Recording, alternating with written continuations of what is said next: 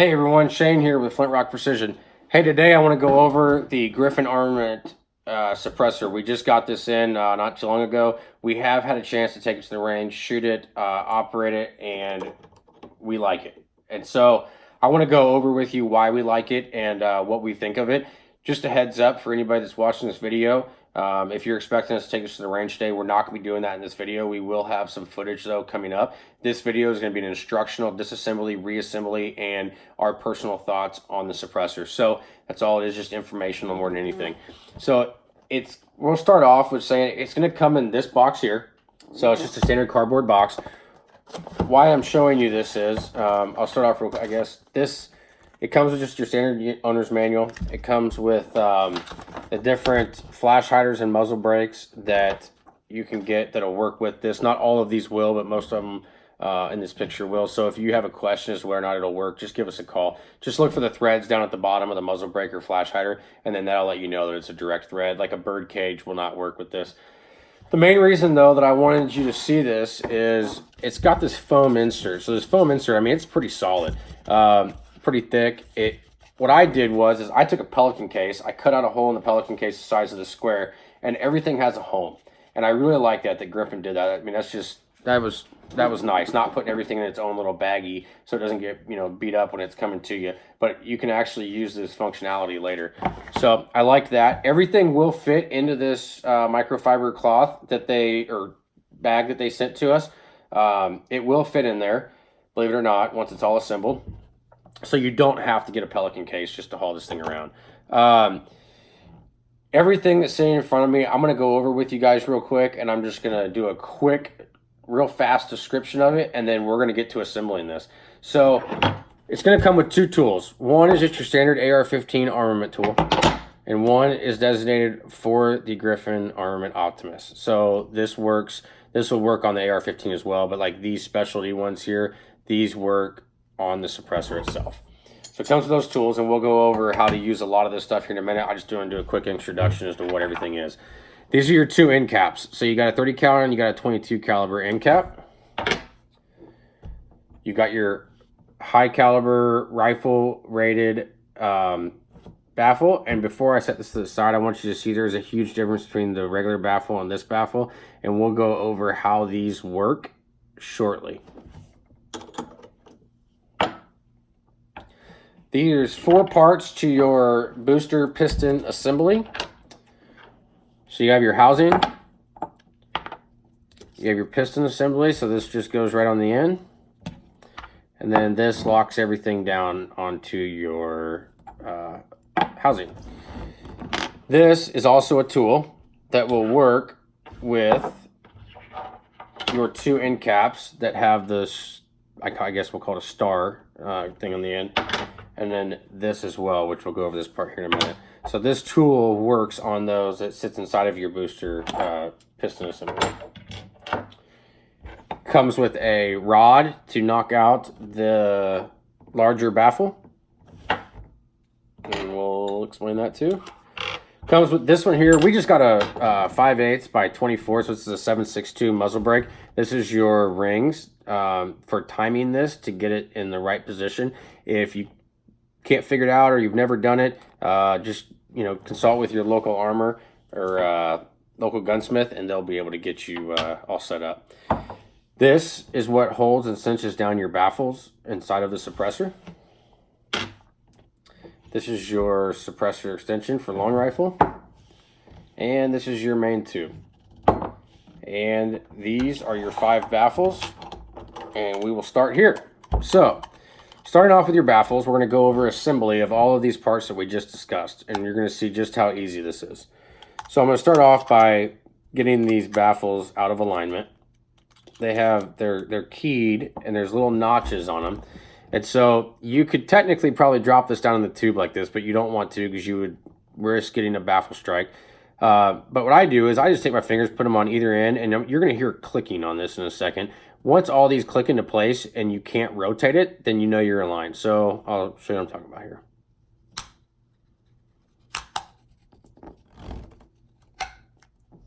Okay, so now I can't get this to rotate. It just stays in one spot. So now we know we're good to go. I just set it right on the table like so. We got our main tube, and if you look inside your main tube, there's a little lip. Let me get the light in there. There's a little lip right here. That lip sits about right here. So this is fail-proof. You can't do it any other way. Take this, drop it right over the top. I take my finger and I put it right inside here. I rotate it until you hear that click, and then you know all your baffles are right in line. Then we grab our baffle retainer. I guess we'll call it a baffle retainer nut. Screw this right into the top to hold your baffles in. Then you can use the tool that we were talking about earlier, and it just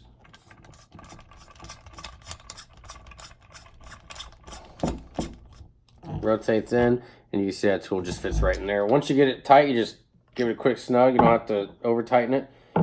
Then from there, we're going to determine whether or not we're using a 22 or a 30 caliber end cap. For these purposes, we'll just put the 22 end cap on here. Grab a little tool and just give it a snug. I'm going to loosen this up for video purposes though. Okay, so we can just set our 30 cal off to the side.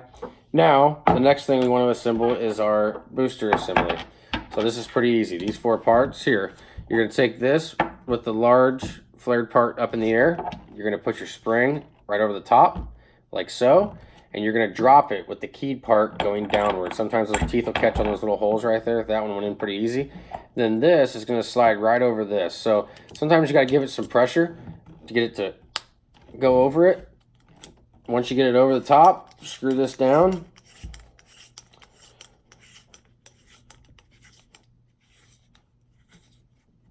I'll show you where I find, so these tools here are kind of, this is what this was sent for, so I'm going to show you here. I take the armor's tool, and what I do is I just put it right on the back in those notches. So you'll see these little notches right here, and there's one there, there's another one there.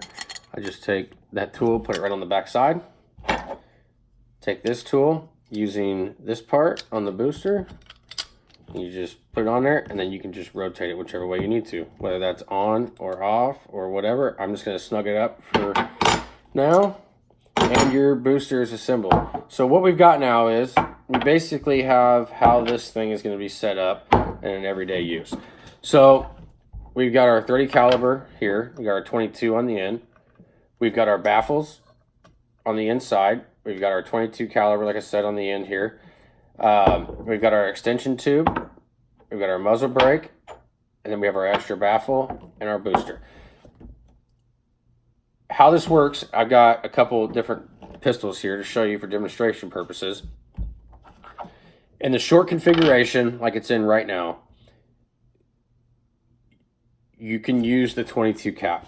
You cannot use this cap when we go to the long configuration, and we'll reiterate on that here in a minute again. So, if we're going to shoot a 22 pistol, for example, I got a Ruger SR22 here. We're going to clear it. I did it before the video, but for everyone's peace of mind, no ammo, empty magazine, or no magazine, I should say. So from here, we're going to take our booster assembly, toss our booster assembly right inside the main tube, and it will screw right onto the end of this Ruger SR22. It's a 1/2 by 28 thread, okay? Now what I want to show you is this is it assembled, okay, on the pistol. And then if you look at the sights, these sights here, they don't go over the top. The Ruger SR22 does not have suppressor sights on it. It's got standard sights, but I will say the top of this sight sits about flush with the top of the suppressor. The suppressor is 1.3 inches in diameter. And they did that so that you can still utilize the sight, because as long as you keep it on the top ridge and keep your left and right good, you should be able to shoot with it. So that's what it looks like on a 22. So now let's say we decided, you know what, I want to go shoot my 9mm. We just unscrew this off. We take off our 22 end cap, throw in our 30 cal end cap, and we screw it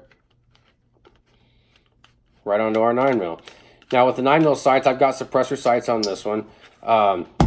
We've got dynamic weapon solution sights. So if you look, that sight sits just barely over the top of that suppressor. I don't know how well you can see that, but it sits right barely over the top.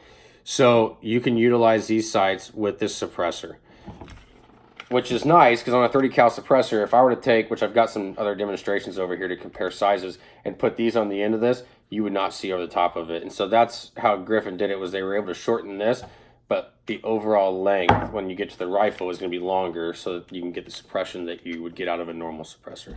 So we'll go over that here in just a minute. So let's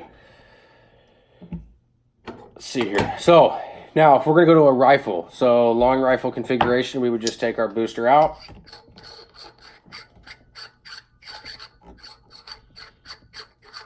Set your booster off to the side. This booster, before I go any further, this booster is only to be used on a tilt-barreled pistol. So if you look at this barrel, how it tilts up, you see how that tilts up right there? That's what they consider a tilt-barrel pistol. This would also be considered a tilt-barrel pistol. If it has a fixed barrel and it does not tilt up, it's just a fixed barrel, then you do not utilize this. You can cause warranty issues and damage and possibly baffle strikes with this spring bouncing in here. So what we're going to do is we're going to set it up for a long rifle configuration. We're going to take the extra baffle we have, and if you look on the inside right here, you will be able to see how that nipple is upward. So here's this nipple. We just drop that right down inside like that. We're going to grab our extension. Now this is what you call a press fitting. So what I mean by that is this little gap right here. People will call and say, well, there's a gap on this. Is it supposed to be like that? It is. So the reason being is that you don't want the metal to metal to touch and then your baffles still be jiggling around in there. So this is a press fitting. It's supposed to have a slight gap and everything presses together and holds tight. It won't come loose. We did it at the range and it works flawless. Now from here is where you can run your different muzzle brakes. So you just take, if this is on the end of your barrel, you just take this, you would direct thread it on, and you're all set. So this is your Griffin Armament Suppressor in the long rifle configuration.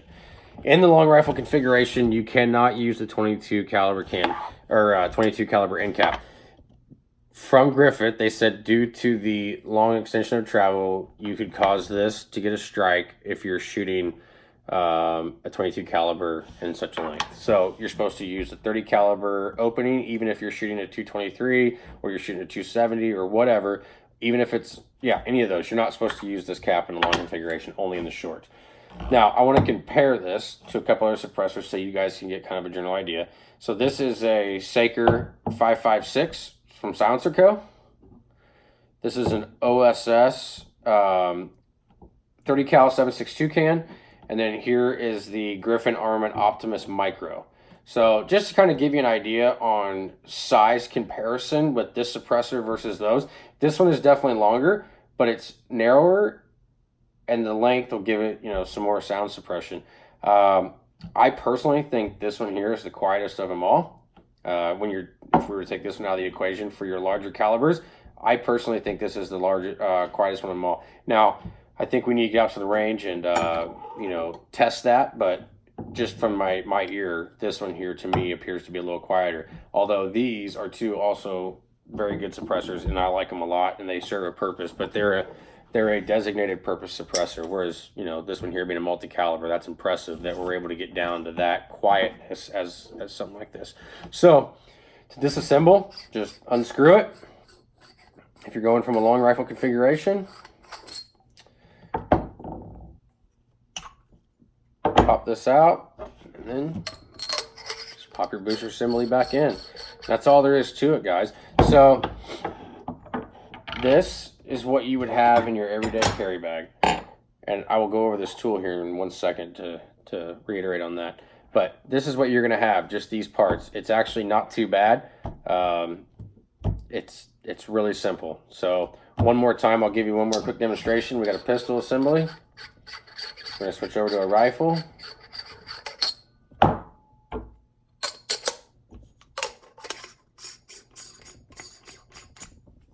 And we're done.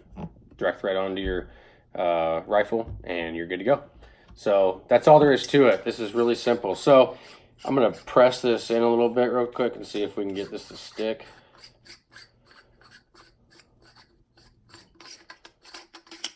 So when you shoot, this baffle will actually can go inside of here and then not want to come out. It would actually be like so. This can actually recess in here. So if it gets stuck for any reason, you just take this rod, push this rod through, and that'll actually push out that baffle. And so that's what this rod is for. If you guys have any questions, please give us a call. Go check us out on our website, www.flintrockprecision.com. We are going to be launching a much more user-friendly website here at the 1st of July, so be on the lookout for that. It's going to be really nice, and we're going to add a ton more products to the website. But yeah, if you have any questions, give us a call. Our number's on there. Email us at info@flintrockprecision.com, and check us out on Facebook, and check us out on Instagram. Thanks, guys.